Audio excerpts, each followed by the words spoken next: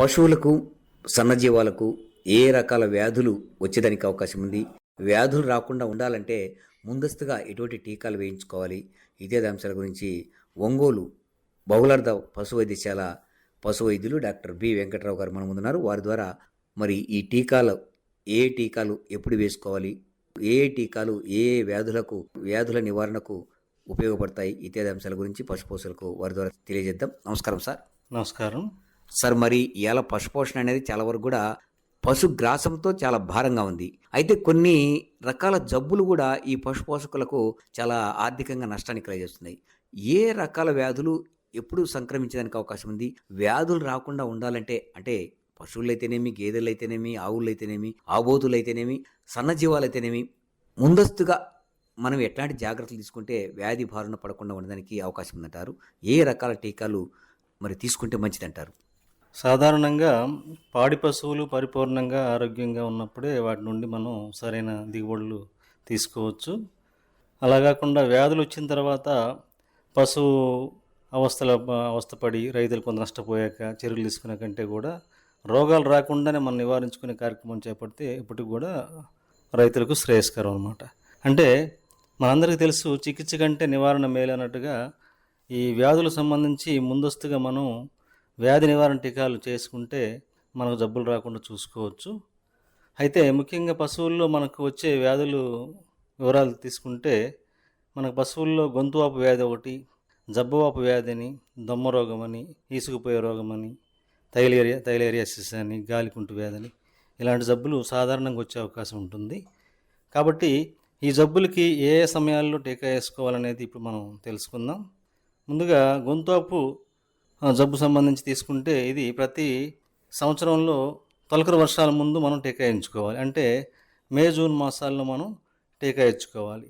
అంటే పశువుల్లో దూడల వయసు నుంచి కూడా చివరికి గేదెలన్నిటికి కూడా ఈ టీకా వేయించుకోవాలి. అయితే దూడల్లో మనం 6 నెలల వయసు ఉన్నటువంటి దూడ నుంచి చూడిని పాడి అన్ని వాటికి కూడా చేసుకోవచ్చు అనమాట. ఇది మనం మే, జూన్ మాసాల్లో ఎప్పుడైనా చేసుకోవచ్చు. అదేవిధంగా జబ్బువాపు వ్యాధి సంబంధించి దూడల్లో 4 నెలల వయసు నుంచి మనం ఈ టీకా చేసుకోవచ్చు. అది కూడా మే, జూన్ మాసాల్లో చేసుకోవాలి. తర్వాత దొమ్మ రోగం అని ఇంకొకటి బ్యాక్టీరియల్ డిసీజ్ ఉంది. అది కూడా 6 నెలల వయసు ఉన్నటువంటి దూడ నుంచి కూడా పెద్దవాటికి అన్నిటికీ పాడి పశువులు చూడు అన్ని చేసుకోవచ్చు. ఇది ఆగస్టు, సెప్టెంబర్ మాసాల్లో మనం చేసుకోవాల్సి ఉంటుంది. అదేవిధంగా ఈసుకుపోయే రోగం, ఇదేంటంటే పశువుల్లో అంటే బాగా ఎకనామిక్గా లాస్ కలిగేసేటువంటి వ్యాధి. కాబట్టి దీనికి టీకా ఒకటే మార్గం అనమాట. ఒకసారి ఈ రోగం వచ్చిందంటే పూర్తి స్థాయిలో మళ్ళీ పశువు కట్టడం కానివ్వండి, నిలబడటం కానివ్వండి అట్లా జరగదు. కాబట్టి వీటికి కూడా టీకాలు మనం చేసుకోవాలి. అయితే ఇది 4 నుంచి 6 నెలల వయసు ఉన్న దూడకి మనం ఈ టీకా వేసుకోవాలి.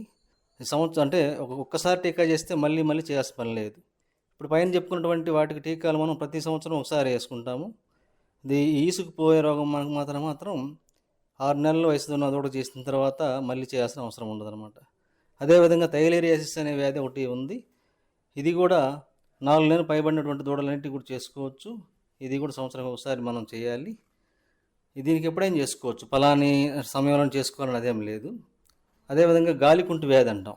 గాలికుంటు ఇది వైరల్ డిసీజు. ఇది కూడా 4 నెలల వయసు ఉన్నటువంటి దూడకు చేసుకోవాలి. ఇది సంవత్సరానికి 2 సార్లు చేస్తాం మనం. అంటే మార్చి, ఏప్రిల్ నెలల్లో ఒకసారి, ఆగస్ట్, సెప్టెంబర్ మాసాల్లో కూడా మళ్ళీ టీకా వేస్తాం. అదేవిధంగా గొర్రెల్లో కూడా కొన్ని రకాల వ్యాధులు ఉన్నాయి. అవి చూసుకుంటే వాటిల్లో కూడా గాలికుంటు వ్యాధి, చిటుకు వ్యాధిని, గొంతువాపు వ్యాధిని, జబ్బువాపు వ్యాధి, దొమ్మ రోగము, మసూచి ఇలాంటివన్నీ కూడా వ్యాధులు వచ్చే అవకాశం ఉంది. వీటిలో మొదటగా మనం గాలికుంటు వ్యాధి తీసుకుంటే ఒక గొర్రెకి వారం వయసులో సంవత్సరానికి 2 సార్లు అంటే మార్చి, అక్టోబర్ మాసాల్లో చేసుకోవాలి. అదేవిధంగా చిటుకు వ్యాధి అంటే అది కూడా 2 నెలల వయసు ఉన్నటువంటి గొర్రెల్లో చేసుకోవాలి. మే మరియు నవంబర్ మాసాల్లో చేస్తారు. సంవత్సరానికి 2 సార్లు చేసుకోవాలి ఇది కూడా. అదేవిధంగా గొంతువాపు, జబ్బువాపు మరియు దమ్ము రోగాలని 6 మాసాల వయసు ఉన్నటువంటి గొర్రెల్లో చేస్తాము. ప్రతి సంవత్సరం కూడా తొలకరి వర్షాలకు ముందు వీటికి సంబంధించిన టీకాలు చేసుకోవాల్సి ఉంటుంది. అదేవిధంగా మసూచి రోగం సంబంధించి నెల వయసులో ఉన్నటువంటి గొర్రెలకి చేస్తాము. ప్రతి సంవత్సరం కూడా మార్చి నెలలో ఈ టీకా వేయించుకోవాలన్నమాట. అయితే ఇక్కడ మనం వీటన్నిటికి కూడా టీకాలు వేస్తున్నాము. టీకాలు వేసే ముందు కూడా వీటికి నట్టల నివారణ మందు కూడా తాపించుకుంటే మనం చేసే టీకాలు కూడా సక్రమంగా బాగా పనిచేసే అవకాశం ఉంటుంది. కాబట్టి ప్రతిసారి కూడా వర్షాకాలానికి ముందు, వర్షాకాలం తర్వాత కూడా ఈ మనకున్నటువంటి పశువులకి నట్టల నివారణ మందు తాపించుకుంటే పశువులు ఆరోగ్యంగా ఉంటాయి. దాంతోపాటుగా మనం వేసే టీకాలు కూడా వాటికి బాగా ఉపయోగపడే అవకాశం ఉంటుంది. అదేవిధంగా కోళ్ళలో తీసుకుంటే మనకు మ్యారెక్స్ వ్యాధిని, కొక్కర తెగులని, గంబోర వ్యాధిని, కోళ్ళ మసూచని, కొక్కర తెగులని అట్లా ఉంటాయి, కొన్ని రకాలు ఉన్నాయి. మ్యారెక్స్ వ్యాధిని తీసుకుంటే కోడికి మొదటి రోజు ఫస్ట్ రోజు మాత్రమే వ్యాక్సిన్ చేస్తాము. ఇది ఎలా చేస్తామంటే ఒక గొట్టంలో 1000 పిల్లలు సరిపోయే మందు ఉంటుంది. దీన్ని 200 మిల్లీలీటర్లు డైల్యూంట్తో కలిపి ప్రతి పిల్లకు కూడా 0.2 మిల్లీలీటర్ చొప్పున ఇంజెక్షన్ మెడభాగమున మనం చర్మం కింద చేస్తాము. అదేవిధంగా కొక్కర తెగులు అనే వ్యాధి మనందరికీ తెలుసు. కోళ్ళల్లో బాగా అంటే ముఖ్యమైనటువంటి వ్యాధి. ఇది మెడ ఒక పక్కకు పోయి కోళ్ళు సడన్గా చనిపోవడం జరుగుతూ ఉంటాయి. తెల్లగా బారడం, పచ్చగా బారడం జరుగుతూ ఉంటుంది. అయితే వీటికి టీకాలు ఎలా అంటే 4 నుంచి 7 రోజు వయసు వరకు ఉన్నటువంటి వాటిని తీసుకొని లసోటా వ్యాక్సిన్ అని కంటిలో కానీ ముక్కు ద్వారా కానీ ఆ టీకా చుక్కలు వేస్తారు. అట్లా కాకుండా పెద్దవాటికైతే 2 నెలలు పైబడిన వాటి అన్నింటికి కూడా కోళ్ళకు మనం ఈ ఇంజెక్షన్ రూపంలో చర్మం కింద చేస్తాం అన్నమాట కుక్కురు తెగులు అనేది. అదేవిధంగా గంబోరో వ్యాధిని 11-15 రోజుల వయసు ఉన్నటువంటి వాటి నుంచి మనం మొదలు పెడతాము. వాటిని ఆ టీకాలు కూడా వీటిని గంబోరో వ్యాధి అనేది నోటి ద్వారా ఈ టీకా చేస్తాం అన్నమాట. నోట్లో చుక్కలేస్తాం. అదేవిధంగా కోళ్ళ మసూచి అనేది 7వ వారం వయసు ఉన్న వాటికి మనం మొదలు చేస్తాము. ఇది ఈ ఒక గొట్టంలో మందుని సుమారు 5 మిల్లీలీటర్ల గ్లిజరిన్ సెలైన్లో కలిపి దీనిలో ఒక సూదిని దాంట్లో ముంచి కోడి రెక్క ద్వారా మనం కుచ్చి చేస్తాం అన్నమాట. అదేవిధంగా ఇంకోటి మనం తెలుసుకోవాల్సిన విషయాలు ఏంటంటే దీంట్లో టీకా నిర్వహణలో మనం కొన్ని సూచనలు పాటించాలి. టీకాలను ఏంటంటే కాలానుగుణంగా నిర్వహించాలి. చల్లని వేళల్లో అంటే ఉదయం కానీ సాయంత్రం సమయాల్లో టీకా వేయాలి. టీకా వేసే ముందు ఒక టీకా బాటిల్ మీద ఉండేటువంటి వివరాలు తప్పనిసరిగా మనం చూడాలి. టీకా ఎక్స్పైరీ డేట్ ఎప్పుడు, టీకా ఎట్లా వేయాలి, ఏ రూట్ అంటే చర్మం కిందన, నోటి ద్వారానా, ముక్కు ద్వారానా, ఇట్లా చూసుకోవాలి. దాంతోపాటుగా ఎంత మోతాదు, ప్రతి మందు కూడా మోతాదు చాలా ముఖ్యం. ఆ మోతాదు చూసుకొని చేయాలి. అదేవిధంగా ఒక టీకాకి మరొక టీకాకి మధ్య 4 నుంచి 5 రోజుల ఎడమ ఉంటే మంచిదన్నమాట. గ్రామంలో వ్యాధి వ్యాపించిన తర్వాత కాకుండా ముందుగానే మనం టీకాల కార్యక్రమం అనేది నిర్వహిస్తే కూడా రైతులకు మనం మేలు చేసిన వాళ్ళం అవుతాం అన్నమాట. అదేవిధంగా టీకా వేసే ముందు టీకా బాటిల్ని బాగా మనం షేక్ చేయాలి. అంతేకాకుండా కొన్ని పశువుల్లో టీకా వేసి మరికొన్ని వాటిని వదిలేయకుండా మొత్తం అన్ని పశువులకి, గ్రామంలో ఉన్నటువంటి 100% పశువులకి మనం టీకా నిర్వహించాలి. అదేవిధంగా ఊరి పొలిమేర కింద ఉన్నటువంటి కొన్ని అంటే అక్కడి నుంచి మొదలు పెట్టుకోవాలి మనం. జనరల్గా టీకాలు అనేవి ఊరి పొలిమేరను స్టార్ట్ చేసుకొని మొత్తం ఊరి లోపల మొత్తం అప్పుడు మనం అన్ని పశువులను కవర్ చేసుకోవచ్చు. అంతేకాకుండా మనం ఎక్కడ ఊరి మధ్యలోనో లేకపోతే ఒక చోట మొదలుపెట్టి కొన్ని మిస్ అయ్యే కంటే కూడా ఒక పొలిమేర నుంచి మొదలు పెట్టుకుంటే మనం ఊరు మొత్తాన్ని కూడా కవర్ చేసుకోవచ్చు. అదేవిధంగా టీకా ప్రభావవంతంగా పనిచేయడానికి వీలుగా మనం టీకా నిర్వహించడానికి ముందే నట్టల నివారణ మందు తాపించుకోవాలి. టీకా వేసేటప్పుడు తప్పనిసరిగా మనం కోల్డ్ చైన్ మెయింటెనెన్స్ అంటాం. అంటే ఒక ఐస్ బాక్స్ ఉంటుంది, దాంట్లో మనం టీకా మందు భద్రపరుస్తాం అన్నమాట. ప్రతిసారి కూడా మనం ఒక డోసు తీసుకున్నప్పుడు మళ్ళీ ఆ ఇంజెక్షన్ని మళ్ళీ మనము ఐస్ బాక్స్లో పెట్టుకోవాలి. అలాంటి జాగ్రత్తలు తప్పనిసరిగా తీసుకోవాలి. ఇట్లా ఈ టీకా విషయంలో కొంతమంది రైతులకు కొన్ని అపోహలు ఉంటాయి. టీకా వేస్తే పాలు తగ్గుతాయనో, టీకా వేస్తే ఇంకో రకంగా ప్రొడక్షన్ తగ్గిపోద్దనో ఉంటాయి.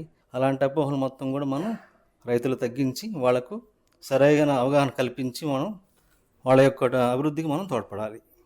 సార్ డాక్టర్ గారు, మరి ఇవాళ పల్లెల్లో దూడ పుట్టగానే ముర్రుపాలు తాగించాలని మీరు చెప్తూ ఉంటారు. పశుపోషకులకు అవగాహన కల్పిస్తూ ఉంటారు. బొడ్డు కత్తిరింపు విషయంలో అయితేనేమి, ముర్రుపాల విషయంలో అయితేనేమి. చాలామంది ఈ ముర్రుపాలు పితికి దూడకు పోయటము కాకుండా బర్రెకు పోయటము, అమ్ముకోవటము జున్నుపాల కింద చేస్తుంటారు. ఈ ముర్రుపాల ఆవశ్యకత ఎంతవరకు ఉందంటారు? దూడల్లో మరణాల శాతం తగ్గించుకోవాలంటే ఎలాంటి పోషణ విధానాన్ని ప్రాథమికంగా చేయాలంటారు? ఈ ముర్రుబాల విషయంకి వస్తే దీనిని మనం కొలోస్ట్రమ్ ఫీడింగ్ అంటాము. జనరల్గా పశువు ఈనిన తర్వాత అరగంటలోపే మనం ఈ జున్ను పాలు దూడకు తాపించాలి. అలా కాకుండా కొంతమంది ఏంటంటే ఆ వచ్చిన ఆ జున్ను పాలని అవి వాళ్ళు వాడుకోవటం, లేదా పక్కింళ్ళ వాళ్ళకి కొంత బంధువులకి ఇవ్వటం చేస్తూ ఈ దూడకి ఇవ్వాల్సిన మోతాదులు ఇవ్వరనమాట. జనరల్గా మన దూడ యొక్క శరీర బరువులో 10% మనం దానికి జున్ను పాలు తాపించాలి. అంటే సపోజ్ దూడ ఒక 20 కేజీలు పుట్టింది, దూడ పుట్టింది అనుకోండి, దానికి మనం 10% అంటే 2 లీటర్లు. ఆ 2 లీటర్ల పాలు దానికి తాపించాలి మనం. అట్లా కాకుండా వీళ్ళేంటంటే ఆ పాలను వేరే వాళ్ళకి ఇచ్చేస్తూ ఉంటారు. తద్వారా ఏమవుద్దంటే ఈ కొలెస్ట్రాల్లో ఉన్నటువంటి పోషకాలు అయితే ఏవైతే ఉన్నాయో, ఇమ్యూనోగ్లోబులిన్స్ అని, ప్రోటీన్స్ అని, మినరల్స్ అని, విటమిన్స్ అని, ఇవన్నీ కూడా అంటే వ్యాధి నిరోధక శక్తికి ఉపయోగపడేటువంటి పోషకాలన్నీ కూడా మనం కోల్పోతాం అనమాట. దూడకి ఇవ్వకపోవడం వల్ల దూడకి ఏంటంటే ఇమ్యూనిటీ తగ్గుతుంది. ఇమ్యూనిటీ తగ్గినప్పుడు వ్యాధులు వచ్చే అవకాశం ఎక్కువ ఉంటుంది. కాబట్టి ప్రతి ఒక్కరు కూడా గేదె ఈనిన తర్వాత అరగంటలోపు ఆ జున్ను పాలు అనేది దూడకి మనం తాపించాలి. తాపించినప్పుడే అది ఎటువంటి వ్యాధులు రాకుండా బలిష్టంగా ఆరోగ్యకరంగా ఉంటుందన్నమాట. అదేవిధంగా దూడల్లో మనం బొడ్డు కత్తిరించడం అనేది చాలా ముఖ్యం అన్నమాట. జనరల్గా కొన్ని సందర్భాల్లో మాయ తెగిపోయినప్పుడు బొడ్డు దగ్గర ఈ మాయ పోర్షన్ కొంత వేలాడుతూ ఉంటుందన్నమాట. దాన్ని మనం ఒక 2.5 సెంటీమీటర్ వదిలేసి ఒక టైన్ దారంతో అక్కడ కట్టేసి, ఆ కట్టిన తర్వాత భాగాన్ని మనం ఎక్సెస్ పోర్షన్ కట్ చేయాలన్నమాట. కట్ చేసి అక్కడ మనం ఒక టించర్ అయోడిన్ హాస్పిటల్లో ఉంటుంది. అది కూడా లేని పక్షంలో మన ఇంట్లో ఉండేటువంటి పసుపు అయినా అద్దినా కానీ అది యాంటీసెప్టిక్గా పనిచేస్తుంది.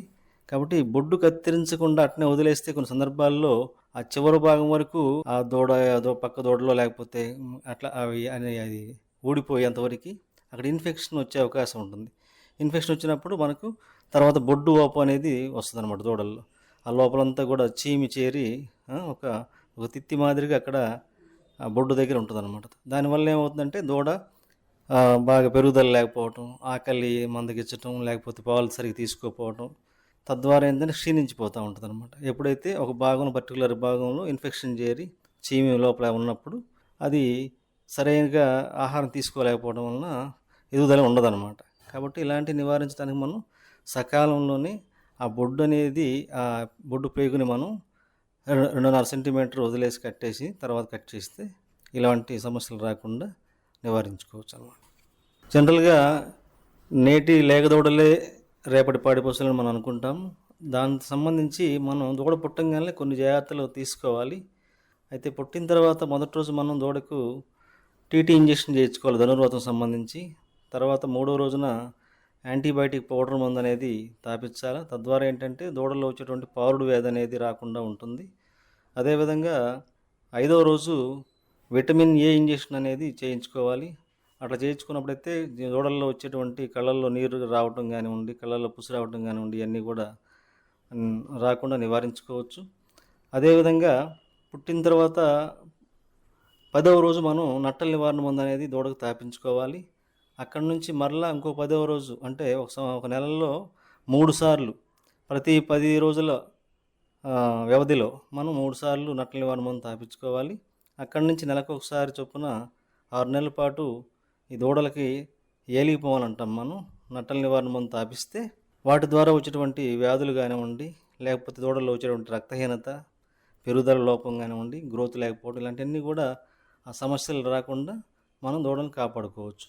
అంతేకాకుండా ఈ నట్టల నివారణ అంటే నట్టలంటే అంతర పరాన్నజీవులు అంటాం.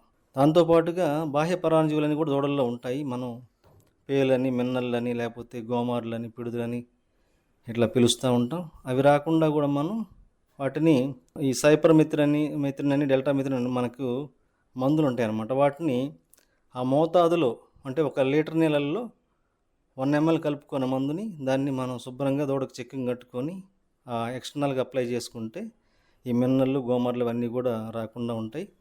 తద్వారా దూడల్లో రక్తహీనత అనేది లేకుండా పెరుగుదల బాగుంటుందన్నమాట. అట్లా దూడల్ని మనం జాగ్రత్త చేసుకోవాలి. సార్, మరి దూడ ఏపుగా నాణ్యంగా పెరగాలంటే, మరి త్వరగా ఏదొక రావాలి అంటే కాస్త పోషణ విషయంలో కూడా జాగ్రత్తలు తీసుకోవాల్సిన అవసరం ఎంతైనా ఉంది. మరి ఈ దూడల పోషణలో ఎలాంటి మెళకువలు పాటించాలంటారు? దూడలు జనరల్గా మనకు 2 నెలల వయసు నుంచి మనం మేత అలవాటు చేస్తాము. అట్లా చేసినప్పుడు ఏంటంటే అప్పుడే వాటికి ఆ పొట్టలో దూడల్లో ఉండే పొట్ట 4 భాగాలు ఉంటాయి. అందుకని వీటిని మనం రూమినెంట్స్ అంటాం. నెమరేస్తుంటాయి కాబట్టి. వాటిలో 4 అరల పొట్ట ఉంటుంది.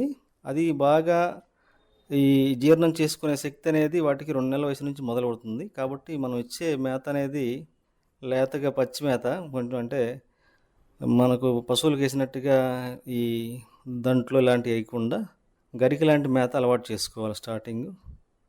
అలా క్రమేణా మనం డెవలప్ చేసుకుంటే మేత అనేది మార్పు చేసుకుంటూ రావాలి. అంతేగాని సడన్గా మనం ఏదైతే గేదెకి వేస్తున్నామో అదే మేత వీటికి వేయడానికి చేయకూడదు అట్లా. దాంతోపాటు దూడ పెరుగుదలకు సంబంధించి మనం కొన్ని మందుల రూపంలో కూడా ఉంటాయి, టానిక్స్ ఉంటాయి. ఇప్పుడు ఎగ్జాంపుల్ చెప్పాలంటే ఈ రక్తహీనత లేకుండా షార్కోఫెరాల్ అని, లేకపోతే కాల్షియం టానిక్స్ ఉంటాయి. దాంతోపాటుగా పెరుగుదలకు సంబంధించిన కొన్ని బూస్టర్స్ కూడా వాడుకోవాలి కూడా. అదేవిధంగా మినరల్ మిక్చర్ కూడా మనకు రెగ్యులర్గా ఒక 15 గ్రామ్స్ నుంచి ఆ దూడ పెరిగే వయసును బట్టి మనం 20 గ్రామ్స్ 25 గ్రామ్స్ అట్లా పెరిగే కొంది మనం పెట్టుకోవాలి. సరే, ఇది ఇట్లా పెట్టినప్పుడు ఏంటంటే దూడ బాగా గ్రోత్ బాగుంటుంది, బలంగా ఉంటుంది, ఎటువంటి కంప్లైంట్స్ రావు. అదేవిధంగా ఒక్కసారిగా దూడ మనకు ఒక 1 ఇయర్ ఏజ్ వచ్చిన తర్వాత మనం అప్పుడు ఈ దాణా కూడా అలవాటు చేసుకోవాలి. దాణాని మనం ఆ శరీర బరువును బట్టి మనం ఒక 1/2 కేజీ నుంచి మొదలు పెట్టుకొని 1/2 కేజీ, అదేవిధంగా 750 గ్రాములు, అదేవిధంగా కేజీ వరకు. అంటే మనం కేజీ దాణా పెడుతున్నామంటే ఆ దూడ వయసు 2 సంవత్సరాలు దాటి ఉండాలి, ఆ బరువు కూడా 250 కేజీలు ఆ విధంగా ఉండాలన్నమాట.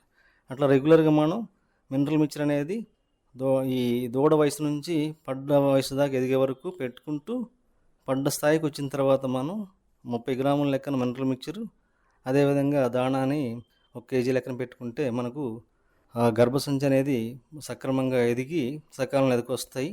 తద్వారా మనం పశువులు కట్టించుకోవచ్చు. చక్కటి విషయాలు తెలియజేశారు. నమస్కారం సార్. Thank you. అందరికీ నమస్కారం.